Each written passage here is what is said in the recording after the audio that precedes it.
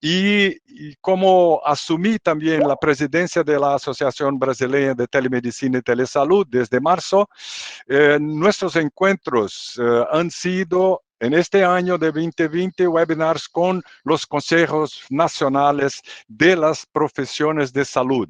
¿Por qué? Y también con las especialidades de salud en las varias áreas. Porque exactamente, bueno, es nuestra posición que de la Asociación Brasileña que tanto las especialidades como todas las profesiones deben tener su regulación, sus recomendaciones y guías de acompañamiento a partir de los consejos federales y de las sociedades nacionales de clase de todas las profesiones de salud.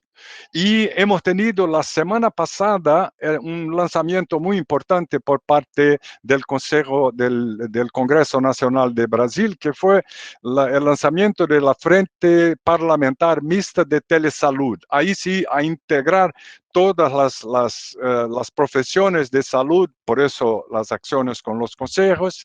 Y quien está a liderar es la diputada Adriana Ventura, y que juntó todas las especialidades e instituciones en el tema. O sea, como ingeniero que soy, y las prácticas que yo podría orientar son que aún tenemos una dificultad muy grande con respecto a la ciberinfraestructura. La ciberinfraestructura en nuestros países, creo que, bueno, México es un poco menor, pero acá en Brasil no tenemos una ciberinfraestructura muy buena. Por ejemplo, tenemos 42 a 45 mil unidades, llamadas unidades de salud de familia, en Brasil, pero quizá 15.000 o 10.000 no están así tan bien conectadas, y por eso estamos también haciendo un proyecto con el Ministerio de Salud y el Ministerio de Ciencia y Tecnología para integrar. O sea, ciberinfraestructura aún es y cada vez será más fundamental por cuenta de inteligencia artificial, el volumen de datos, sensores, todo eso. Después, la interoperabilidad de sistemas. Esto es grande y Marcelo, con certeza, de la Sociedad Brasileña de Informática en Salud, podrá decir que tienen experiencias verísimas de integración, de teste de interoperabilidad entre sistemas. Además, como tengo la academia, los 139 unidades de telesalud en 139 hospitales de enseñanza y universitarios en Brasil, con 55 grupos de interés especial que tienen al menos una sesión mensual de discusión de casos. Tenemos este problema de formación continuada de los profesionales de salud y de los estudiantes y pasantes, ¿no? Entonces, este es grave e importantísimo, ¿no? Y al fin, la gobernanza. La gobernanza es fundamental y hay que ser considerada en todas esas acciones. Muchísimas gracias. Marcelo, no sé qué más nos puedas, la verdad es que eso es muy interesante ver, curiosamente mencionas que México está un poco mejor en ciberestructura que Brasil, pero se ve que están ustedes mucho más avanzados, por lo menos en una estructura existente de telesalud, ¿no? Entonces, algunas áreas las están trabajando mucho mejor que nosotros, pero bueno, es precisamente este tipo de grupos de trabajo donde nos vamos a enfocar a intentar hacer lo propio de este lado. Marcelo, por favor, el micrófono es tuyo, lo que nos puedas compartir.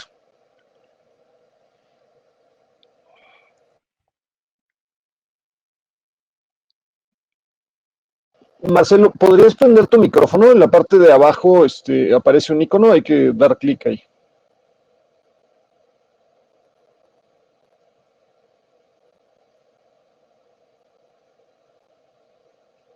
Todavía no.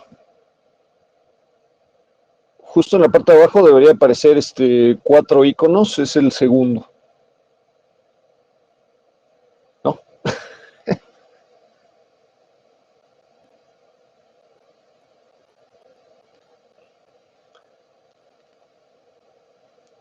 Si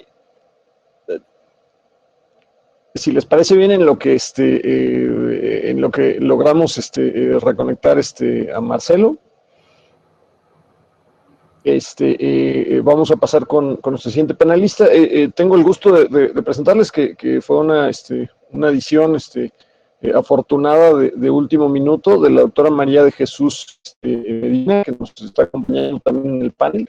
Ella es doctora en Derecho, es integrante del Instituto de Investigaciones Jurídicas de la UNAM. La intención es que nos platique un poquito sobre consideraciones éticas alrededor de la telemedicina. Te pediría si nos pudieras enfocar un poco respecto de la práctica médica, y si pudiéramos tocar en cuestiones de negligencia, responsabilidades, estaría de maravilla, por favor. Muchísimas gracias. Juan Luis, ¿sí me escuchan bien? Sí, ¿verdad? Gracias. En principio, pues gracias a la doctora Fernanda Cobo, quien amablemente me invitó precisamente a integrar esta mesa. Yo, como la doctora Charbel, me declaro nada experta en el tema y les felicito porque estos talleres precisamente nos ayudan a tomar experiencias de otros escenarios, de otras jurisdicciones, como lo acaba de hacer el ingeniero Mesina, que me parece extraordinario, para poder juntos pues articular mejores estrategias, tomando distintos puntos desde la ética, desde la infraestructura. Y yo aprovecho también, antes de hablar de los aspectos éticos, que también ya tocaba la doctora Cerón al inicio, y que ahí la Comisión Nacional de Bioética tiene muchísimo que hacer, en el expediente clínico electrónico, por ejemplo. Eso todavía es un reto, y es el reto de los derechos arcos de los datos. Y ahorita le quisiera lanzar unas preguntas también a Rodrigo Guerrero, el por qué preocupa. La migración del documento a lo digital que se hace en un protocolo de investigación. Hasta el momento, las pautas éticas que tenemos de consentimiento informado es en general y no en específico en el uso de datos en salud. Entonces, cuando alguien quiere hacer la migración a plataforma tecnológica, pues está en disposición de nuestros datos sensibles, nuestros datos personales, y entonces tendríamos que informarle a las y los pacientes que vamos a digitalizar y que vamos a compartir para agilizar la revisión clínica, la movilidad de los datos, para que estén disponibles y asequibles en otras jurisdicciones si es que sucediera alguna situación importante. Vamos a compartir esa información también para tener mejores diagnósticos. Por ejemplo, ahora que está la pandemia, sería un recurso increíble. Pero en términos de consentimiento informado en nuestro país, pues no hemos avanzado en ese sentido, porque tenemos un consentimiento general y no hay especificaciones para trazabilidad o para decirle al paciente, aunque sabemos que muy pocos saben que son propietarios de sus datos. Todavía hay esta percepción de que los datos parece que están en la institución. Ya tenemos casos relevantes, están resueltos, pero sí sería importante poner este asunto del consentimiento informado sobre la mesa. Tendríamos que preguntarle a los pacientes. Eso obviamente generaría muchísimo más dificultad para migrar a lo tecnológico, ¿no? Pero nos dotaría de herramientas muy importantes para saber qué hacemos con los datos sensibles en salud. Porque yo le preguntaría al doctor Mesina, ¿qué hemos hecho o qué hemos platicado de la ciberseguridad, de la piratería, del hackeo, del robo de datos que sucedió hace 2 años en Reino Unido? Sabemos que su sistema estuvo en jaque. Entonces, estas son preguntas para las y los ingenieros mexicanos, ¿no? Para el doctor Silva, yo creo, que en principio no estamos obteniendo el consentimiento para esta migración. Tendríamos que, y alguien me lanzaba la pregunta cuando lo formulé, bueno, pero ya de por sí las y los médicos se van intercambiando los expedientes y ya conocen de la información. ¿Qué diferente sería que ahora que estemos trasladando y haciendo, por qué les tenemos que pedir autorización o no?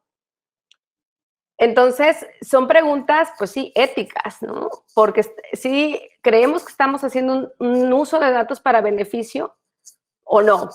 ¿Y quién nos proporciona esa seguridad?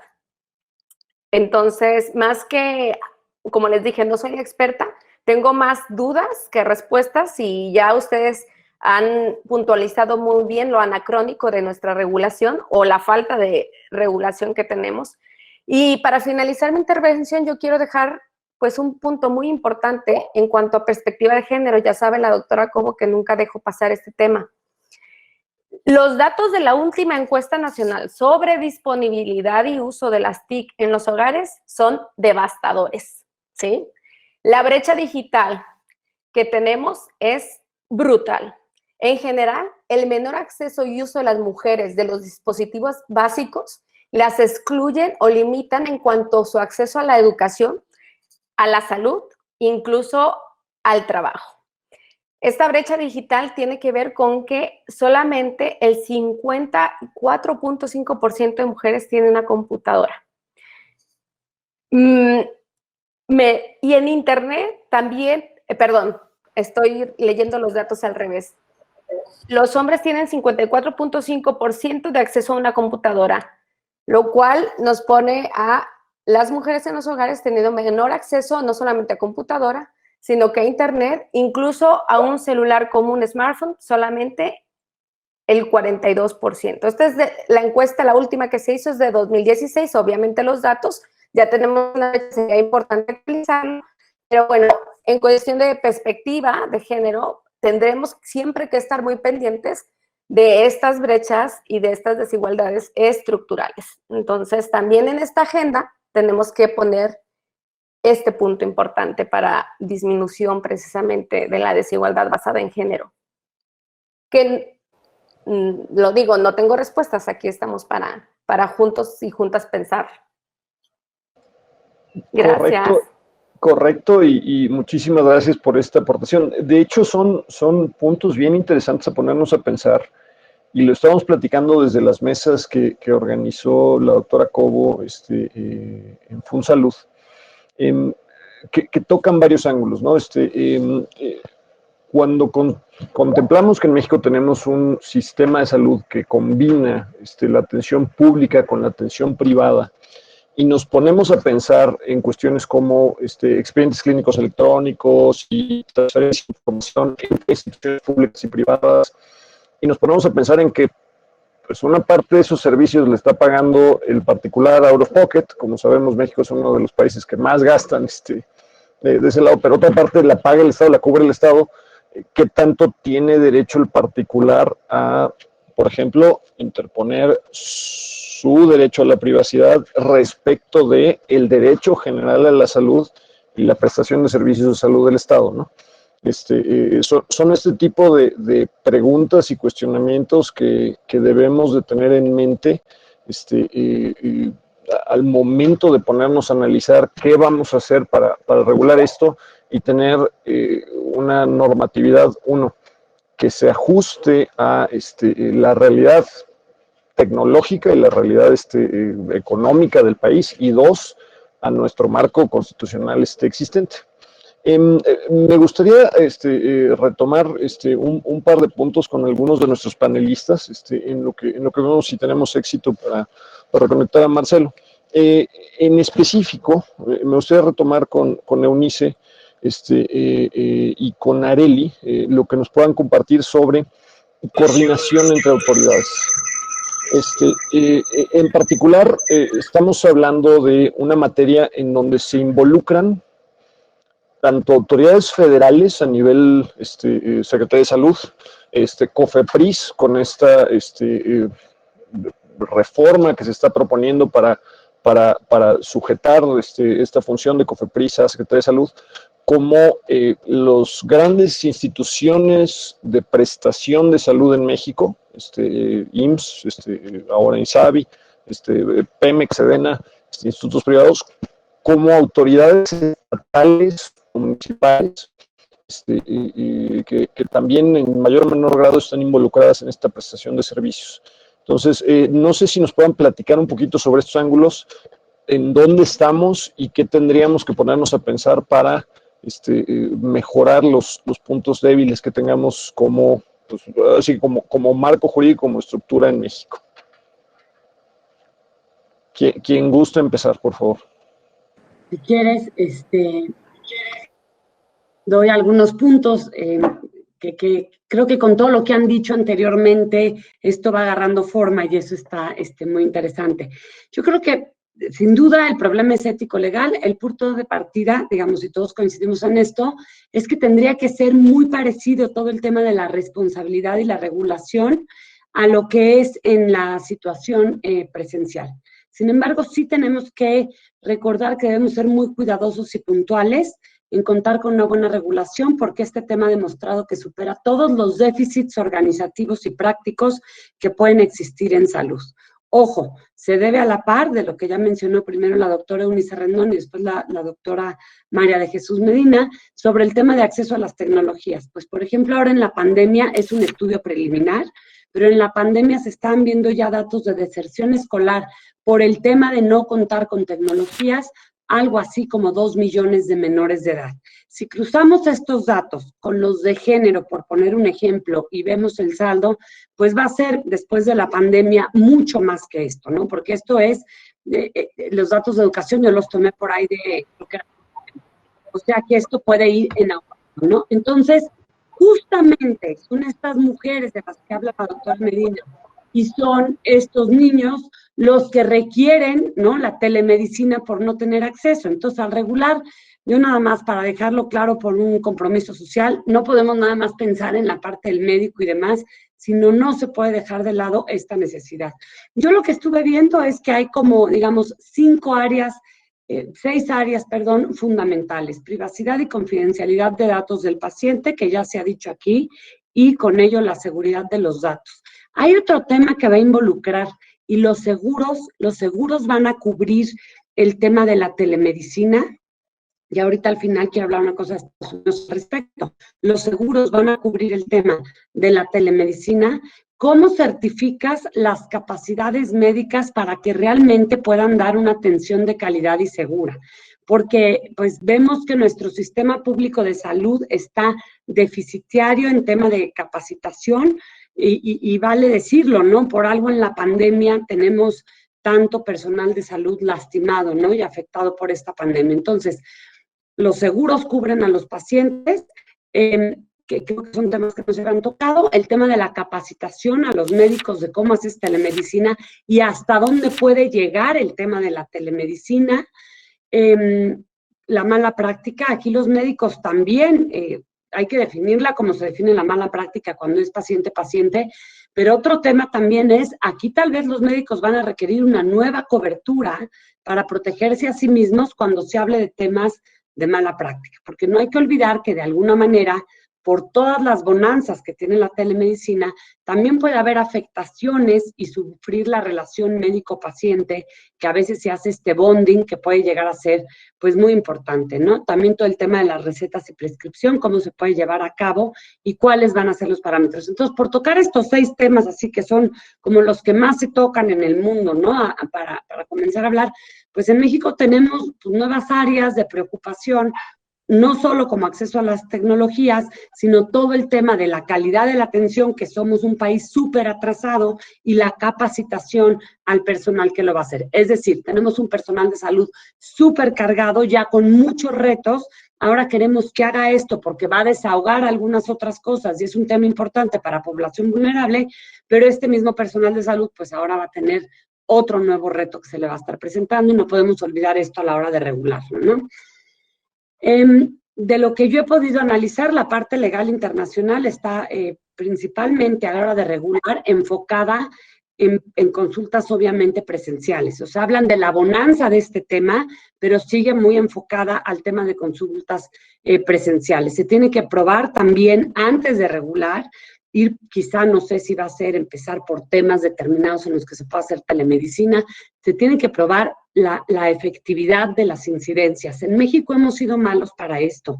Se buscan hacer algunas cosas, incluso en consulta presencial o en temas de políticas públicas en salud, y somos malos para medirlo y somos malos para la accountability, ¿no?, de la acción. Entonces, es muy importante también a la hora de regular, ver cómo vamos a regular esta parte, qué está funcionando, qué está generando más perjuicios, etcétera, etcétera. En Estados Unidos, como sabemos, un problema importante que mencionaba Lisandro, de todo lo que ya tienen ellos, cómo han ido definiendo, por ejemplo, cosas muy complejas. Acordémonos que en el caso de Estados Unidos, si tú eres médico en Atlanta, solo das consulta en Atlanta, no vas y das consulta en Los Ángeles, ¿no? O sea, necesitas permisos especiales y una certificación muy particular. Y cuando se trata de telemedicina, es bien importante que si tú eres médico de Atlanta, no puedes hacer telemedicina en Los Ángeles. Si tú eres médico de Atlanta, puedes hacer solamente telemedicina, también está prohibido que lo hagan fuera de ahí, ¿no?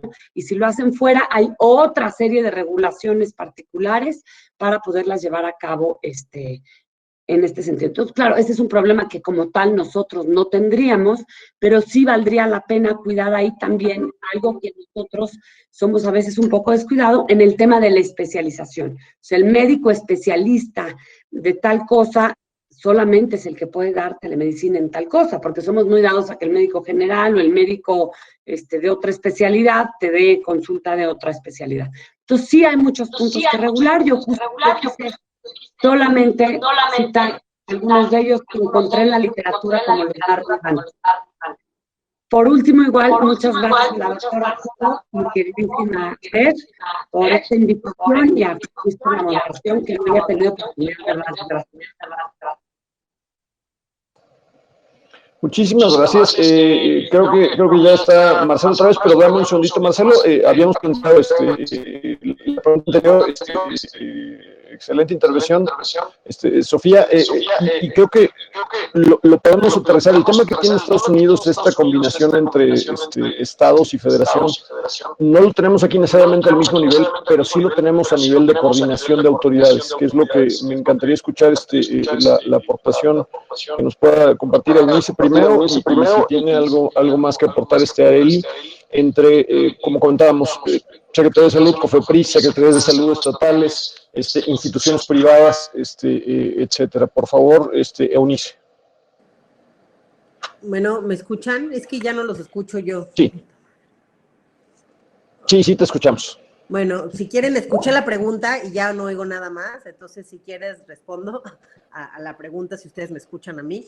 Creo que es muy importante este punto que se menciona de cómo se dará, de por sí ya estamos viendo todos los retos que hay a nivel jurídico, cómo se tiene que regular mucho de la práctica médica a través de la telemedicina. Sin duda también estamos viviendo un momento en donde la necesidad de este tipo de medicina, incluso en COVID, muchos de los casos, recuerden que hasta con síntomas hablabas a un número, al menos en la Ciudad de México, te decían qué hacer, en fin, hay varios, yo estuve revisando esos datos y bueno, en un solo mes daban seguimiento a 765 casos, de los cuales a 313 hubo llamadas, digamos, también de acompañamiento a los casos, y de estos el 89 personas requerían, por ejemplo, ya una hospitalización. Entonces, bueno, eso ha demostrado también la utilidad en contextos como el actual, pero es muy importante también la coordinación que entre autoridades se va a llevar a cabo en estos temas. De entrada, creo que es la regulación, el poderlo meter en las distintas normativas,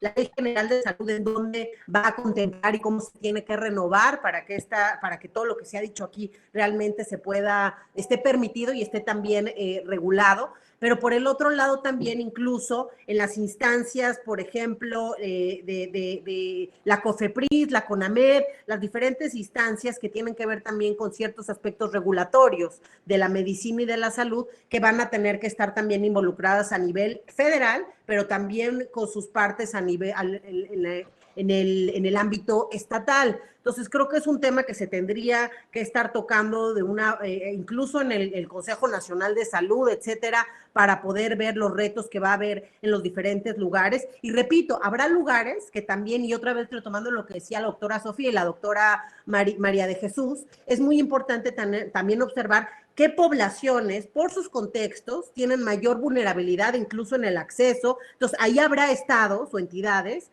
que van a tener un reto mayor para que esto realmente sea, y yo ahora sí retomando un poco los principios éticos, con equidad. Entonces, que realmente hay un acceso equitativo a este tipo de tecnologías. Aquí ya se mencionaron algunas cosas importantes en este marco ético, pero me parece importante recalcar o subrayar, por ejemplo, el tema de los doctores. Al final van a poder dar consulta aunque esto facilita llegar a cualquier lado, solamente en los países en donde tengan la licencia para dar esas consultas. También algo muy importante es este tema que ya decíamos de la ciberseguridad que yo mencioné al inicio, pero que también retomaba María de Jesús, como al final del día y también creo que lo decía Arístedes, que es muy importante ver el tema, por ejemplo, hasta con las farmacias. Están tomando de alguna forma, y eso lo hace hasta el Facebook, ¿no? Va robando el Big Data social a través de nuestras preferencias, de nuestros likes, de nuestros diferentes información que le vamos brindando queriendo o no al sistema y a los algoritmos, y todo eso al final pudiera ser un riesgo si hay un mal uso. Y en términos de ciberseguridad, quizá aquí no sea como se estila, digamos, en robar cuentas de banco, pero sí en robar los datos personales, que pudiera ser, por ejemplo, para una farmacéutica, para empresas de seguros, etcétera, información muy importante, pero que vulnera al paciente. Entonces, creo que esos son de los retos más importantes que tenemos hoy en muchas materias, pero hoy también en esta de telemedicina. También algo importante que quisiera agregar en el tema del consentimiento informado, es que ahí, pues ya decía María Jesús algunas cosas, pero los médicos deben presionar, contar con una telemedicina ética en beneficio del paciente. Al final, en el consentimiento informado tiene que quedar muy claro para el paciente cómo funciona, cómo se va a dar seguimiento, cómo va a sacar las citas, cuál va a ser el acceso. Tiene que considerarse incluso las fallas tecnológicas que pudiera haber en la consulta, porque sabemos que en algunos lugares es más difícil, las posibles violaciones a la confidencialidad de las que ya hablábamos, protocolos de contacto, en fin, durante las visitas virtuales que se harían, las prácticas también en términos